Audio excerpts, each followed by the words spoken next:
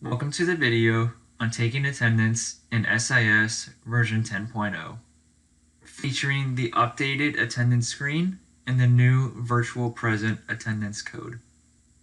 The process for taking attendance has not changed, but rather there's been some slight updates to the attendance screen and of course the new attendance code. So let's take a look at how those updates impact your attendance. The first thing you want to do is you want to choose the section you want to take attendance for using the drop-down in the upper right corner. Once you choose your section, scroll over to the side navigation tab, click Attendance, and choose Take Attendance.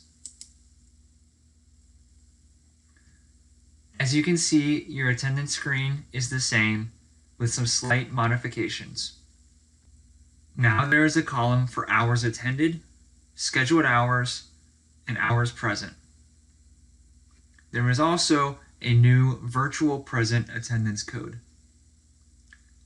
When taking attendance for the current day, you're still going to mark students as present, as absent, or as no-show, or they can be marked virtual present. Students will be marked present in class if they are physically attending the classroom in person.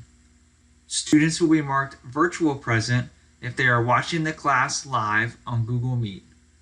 Students will be marked absent if they are absent after they have been marked present at least once. And students will be marked as a no-show up until the first time they are marked present in the class. This process has not changed. The hours present column is meant to indicate the number of hours the student was present in the class. Do not change any part of this column. Leave as is. The scheduled hours column indicates the amount of hours your class is scheduled on a given day. This class happens to be meeting for 1 hour. The hours attended column is a cumulative total of the number of hours a student has attended throughout the term based on the number of times they've been marked present or virtual present by the teacher. Each time a student is marked present or virtual present and saved, this number will go up by the number of scheduled hours.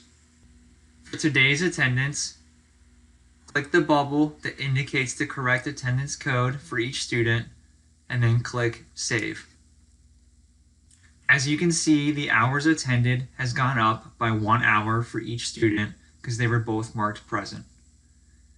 Make sure to look on the left half of your screen for any missing attendance on previous days. Go ahead and enter the attendance by clicking the dash mark and selecting the appropriate code. Once the codes have been selected, choose Save. Again, you'll see the hours attended column has increased by 1 hour. Another new feature is the ability to see any students that have been withdrawn from your class by clicking the Include Inactive Students checkbox. You will not be able to take attendance for these students as they are inactive, but you will be able to see any previous days in which they were enrolled in your class. If there's any missing attendance for any of the days in which they were enrolled in your class, you need to make sure to update that attendance. For this student, I'm going to go ahead and mark as V for virtual present and click Save. Since the Include Inactive Students checkbox is not selected, I no longer see the student in the class. To take attendance for another class, simply choose the class from your drop-down and it will automatically load the attendance page for that class. You can go ahead and mark the students with the appropriate attendance code and click Save. When you go back to your home page, be sure to check the alerts for any students that have been added to your class, any students that have been dropped, or if you're missing any attendance for any specific class or classes for that day. If you have any questions about your attendance, please make sure to reach out to your administrator.